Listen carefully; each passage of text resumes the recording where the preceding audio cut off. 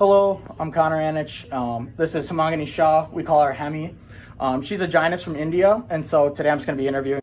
So this is the region where Hemi is from. It's the Gujarati region on the west side of India here. Um, Her and her husband are both from this area. They were actually set up by a pairing of like traditional marriage customs in the country. They obviously love each other, have a child, and they attended a wedding this past fall. Gorgeous, everyone colorful, giant family, and they are quite wealthy, which is a common theme in the Jainist community. Also, would like to apologize that during the duration of the video, there's music playing in the background. The only time we could find time to record was during work lunch break. Her on a couple questions on her childhood and her viewpoint on the religion and its aspects. So first, just give me a brief history of just like childhood growing up in India, and what you were taught by like your parents, like what was instilled in you. Like we used to go to this class that teaches us about our Jainism, and basic value always has been taught is non-violence. Try not to hurt anyone's feeling is always has been instilled in us. Just a quick segue here before I continue on with the rest of the interview. Just really wanted to touch base on the non-violence aspect in Jainism, or Hisma. Hemi really takes this to the heart. It's like the Christianity's version of love your neighbor as yourself, but it extends to all living things on the planet, really treating Mother Earth as, the giver and taker, really just showing respect for all things around them. And I see it in her day-to-day life, kind, compassion. She stays away from, aggressive, or sometimes I get a little worked up, and she doesn't like that because, she wants to remain, whole, and be respectful of others and understand that, every human being is important and you don't want that bad karma. So we'll continue on as we talk about that in the rest of the video. Has been instilled in us within from the very beginning. And following the vegetarianism. Tirthankras, Yeah. and Hisma and stuff like that. Yeah. Did you do like any like fun activities with it, or like what was just general life in India growing up? Just like get a basic preview of that, like anything like childhood memories. It doesn't have to be about the religion. Just trying to like get curious. Fun. Like I had so many cousins there, so we would go outing. We have so many festivals that we celebrate together. What's your favorite? Diwali. Diwali. Yeah. Sorry to interrupt again, but Diwali is the festival in India of the lighting of the candles to symbolize good beating bad, or light taking over the darkness. But I said to share that Hemi was super excited for this. She went down to Chicago with her family to celebrate this. She was smiling cheek to cheek when she got back. She showed me great pictures. Has to be my most favorite. Yeah. Best one. Yep. What festival? You just went back to India. What was that Diwali that you went to, or no? Or what? No, it was for the wedding. It was for the wedding. But wasn't Yeah. there a festival there too at the time, or no? The lanterns, or no? No. No, that we missed that. Didn't Yeah, we did. I missed that. Yeah. Anyways, and then so talking about living in America, at first, I guess, like, what's your opinion on Jainism culture compared to like American culture? Like the whole, like, what struggles have you ever had, like any adversity, like with people like being aggressive and competitive while you're supposed to be loving others and peaceful and non-harming? Right. And America is kind of like the opposite of that. So I was like, is there any like memories that come to mind? Well, I guess not adversity per se, but I think they just had a hard time understanding like why I'm a vegetarian. Mm-hmm. Like, like I would get questioned like whether I fish is, vegetarian. Which is not. Yeah. So it's just like explaining myself sometimes, but adversity, no, I know like everyone has different views, so I definitely try to keep mine. Yeah, I mean, that's perfect Jainism, is being accepting of others. Yeah, exactly. So, I mean, it's like you're just doing your thing. Yep, and respect others is huge, so. Awesome, yeah. And then, quick little story about that. I actually witnessed this firsthand. Hemi had ordered a veggie pizza from a pizza store and also other pizzas. She's very obviously accepting. Got me meat pizza. I love meat. But a front store worker came back and was like, "Oh, why'd you eat a veggie? You trying to be healthy?" And she's like, "No, I'm vegetarian." And it's like, "Oh, why? Like, you've never tried meat? You would love it." And it's like, she doesn't know she was being disrespectful, but Hemi just took it in stride and just explained. But like having to explain that, I mean, it's kind of hard for her. And it was also tough for her to explain. She was just like, "Oh, it's part of my religious customs," but she doesn't expect to know what anyone to know what Jainism is. So when I started taking this class and I brought it up to her, her eyes lit up. She's like, "Oh my God, you know what that is?" And she's like, "Oh, that's why I'm vegetarian." All that, and it all made sense. But I mean, when I first started working with her, I had no idea. I just thought she was vegetarian because I was very ignorant and just thought, "Oh, that's what Indian people do." And now I realize it's all about not harming and respecting all living things. So, I mean, it's tough to be in America and have to explain that and go through that every day, especially out socializing and stuff like that. Um, I was thinking, what is the meditation for Jainism is very important, self-discipline. Yes. What does that look like for you? For me, I mean, discipline, like for me, is just reflecting on my actions. We have this festival called Paryushan, okay, that we celebrate for like 7 days, where we don't eat any kind of vegetables and try to follow this strict diet where we just include lentils as our diet. Do you fast at all? I try to. It's super hard. I do get inspired by my mom, but the way she can do it, it's that discipline. Your mom's pretty devout, right? Yeah, she is. That's awesome. She can do those fastings without any issues. That's ridiculous. I mean, I don't think I could ever do that. Yeah, I gotta eat. I'm starving right now. Let's see, what else was I looking at? So this is Hemi's son, Veer, absolute cutie. But going back to meditation, Hemi's daily meditation routine, though, is her morning tea. She puts milk in it, which she doesn't really like. She calls it cheating a little bit with the Jainist tradition. But regardless, she says she can't drink it without it. But while she's drinking her tea in the morning, before she gets to work or does anything throughout the day, she sits and reflects on herself, prepares herself, clears her mind, and gets herself ready to attack the day, following those ideals that have been instilled in her, and be able to be the best she can and be better day in and day out.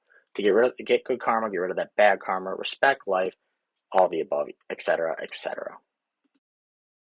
You interact with in America, if you explain to them like that, they kind of get your side of it and almost you make people better.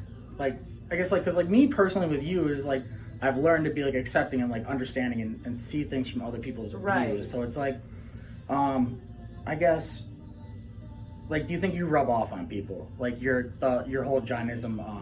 Yeah, I don't know the word. Your practice. Right. You practice what you teach, kind of thing. Mm-hmm. You walk the walk.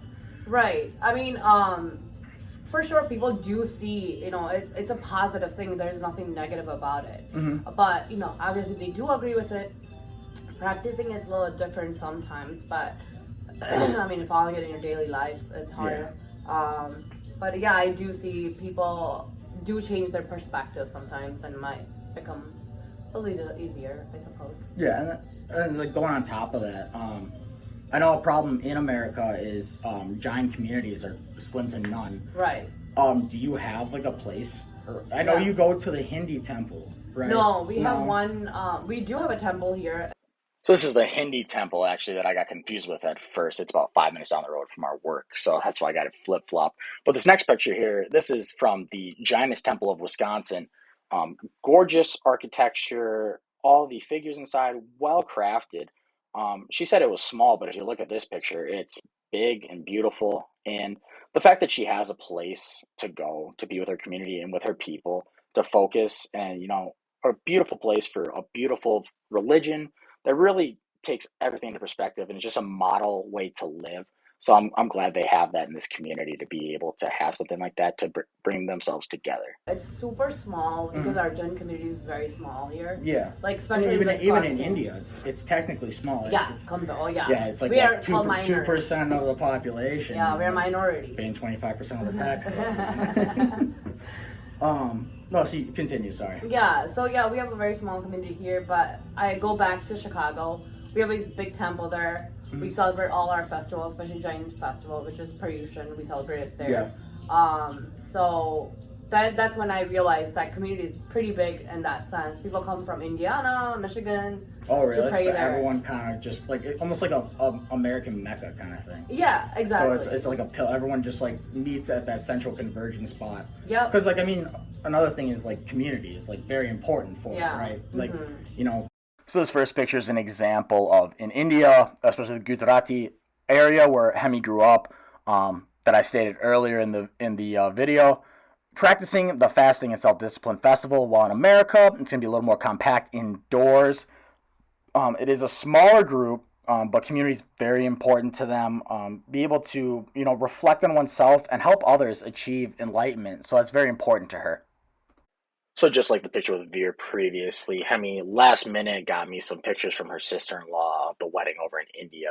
That's the moped picture was from, but this one too. So I just wanted to show you the colorful dresses and in the community. Loving family. This is a small portion of her family, but it just kind of gives you a glimpse into her life and her experience over there when she goes home. Having people to help you understand and keep yourself disciplined, and also to to break the rebirth cycle, get the bad karma out and still get karma, all of that. That's what we having do during this. Having people around you definitely helps. Yeah, and especially during that 7 days, it's just a reflection, At the end of the last day, we ask for forgiveness. Okay. From everyone, doesn't matter who it is. Yeah. I may not know you for a while, but we do ask for forgiveness because if you've ever wronged them, and that's so cool how compassionate and loving that is. I wish more people in the world would look at life that way, where it's I might have wronged you and I didn't even know, and I hope you can, without just apologizing, even if they never hear it, the fact that you care enough to admit you did it wrong and self-reflect on it and try to become a better person every day is pretty cool. Let's see what I was looking at here. You think you're and then she also has a child, a small kid. Do you think you're gonna train him in the ways of Jainism? Okay, is he already learning? Almost getting there. So he's 3. Yeah, so. Respect. Right now, respect is where we're starting off with, and then obviously we'll instill those other big values as he grows up. But it's small steps at a time. But here I'm interrupted again. Just a little side note. Seeing Hemi raise her kid, I've been there for about 1.5 years. So since he was 1.5, it's been really cool to watch because it's not typical American upbringing. The things that she doesn't let him do, lets him do, I think is awesome how she's instilling the right ideals right from the beginning. So that's such a cool thing to watch happen real time. Seeing a young person get involved and learn their religion and their customs, and especially in the Jainist faith, learning to just be respectful. Yes, sir, no, ma'am. All that, not cause a nuisance like some parents let their kids be. Not trying to be disrespectful in that manner, but it is just a common thing I see nowadays is parents letting their kids run around and not being disciplined. Also, I didn't know what picture to choose for this side note, so I just chose a picture of a children's book of Mahavira, the Tirthankara, obviously, and I think it's cute that young Jainists have little children's books about their spiritual leaders. So these are the last pictures I got from Hemi's sister-in-law of the trip over in India of her son Veer, light of her life. She's always worried about him. He's a little mischievous. He actually locked her husband out of the house and locked all the doors and would not let him back in. And she couldn't leave work because it's by law, pharmacists cannot leave the pharmacy. So they had to call the cops, and and he immediately opened it up for the cops. He was just being mischievous. But I love that he's just being brought up the right way with the right virtues and ideals. And I think that's just one of the neatest things that can happen in this world. More kindness, less hate.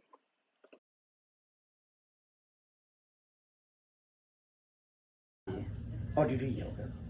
no, I do not. Okay. Do you ever study the ancient texts or anything like that, or no? I have, yes. So what are your thoughts on that? Just the Tirthankars, or do you not have a lot of... So initially when I was growing up as a kid, reading all these books on Jainism, it was a little hard because it's in a different language called Sanskrit. Oh, it's the ancient, The ancient. So sometimes it was I couldn't understand what they were trying to say, but as I started growing up, we have these teachers who teach us about what that means. So those teachers learn Sanskrit then to translate it word for word. So the Bible's been translated a ton of times, and you go back and the words change a little bit. But if it's in Sanskrit, that's the original copy. Yeah. So now I understand it. When I'm doing certain, activity to kind of like, pray to God, Mm-hmm. it has purpose, like why you're doing certain activity. Yeah, so it's like explained, and you actually like have a Understand. path. It's not like we're just doing it to do it. It's like this is an action that we're doing. It's a cause and effect, right? Right. Yeah. Like so this is to kind of improve your soul or clean your soul, kind of a thing. From the ahisma. Yeah. So that's why we're doing this action, and we are saying this like lines or whatever, like, or not ahisma. What's what's the agina, right? I'm not sure what those specific words it's the anti-karma. It's the bad karma. Yeah. There you go. I'm forgetting the word off the top of my head. That's like basically karma is huge. So we try to clean that. Like, what's your like thoughts on karma? Like, huge. I believe in it. Yeah. So like, I mean, like, can you give me like a little explanation of how karma is seen in like a Jainist, through a Jainist point of view? Like, because like Americans, we don't really like, we say karma, but we don't understand it. Like, I know like in Hindi, like there's the chakra points and all that. We see the top, we see just the top layer. Well, karma is basically, it's like if you do something bad to someone, it's gonna come back around to you. Like, you will be paying a price in a different way. Like if I have like cheated you or something in some ways, like if I've taken some money out of you, I'll be paying like double the price of it. Oh wow. Okay. So that's what karma means to us. So. Yeah. So you always want to clear that on. I mean, it's common sense not to want to have to pay twice the much next time. But so anything else on your mind that you could share about Jainism, or? I think we pretty much covered like a lot of big topics here. We talked about karma, we talked about self-discipline, respect for others, and forgiveness and all that. So I think that covers basically Jainism, and just basically even not killing even like any living thing is huge in our even culture. You sometimes even like, what is it? Certain plants too. Yeah, we can't walk on the grass. Yeah, or there's some, like the ones who like go barefoot and stuff like that. Yeah, that's one of the reasons. Like my mom wouldn't spread really either. Yeah. So like those are the major building blocks of Jainism. Awesome. Well, thank you so much for the interview. We got to get back to work. But thank you for listening in. Hope you enjoyed Miss Hemi here. Thank you. Thank you. Thanks for listening to my interview with Hemi. I hope you learned some new things about Jainism today. Hemi, to me, is a very important person in my life. She is such a role model. Ever since I met her, I've always looked up to her and aspired to go through life the way she does. She's always calm and cool and collected. She's rubbed off on me, helps me reflect and think and, walk in someone else's shoes before jumping to conclusions or getting irritated. I rarely see her get mad, and when she does, it's usually a just cause, and no human's perfect. But being able to share her experiences and her faith, which is, really shapes her life, is just a beautiful thing. I just respect her community and her traditions and customs so much.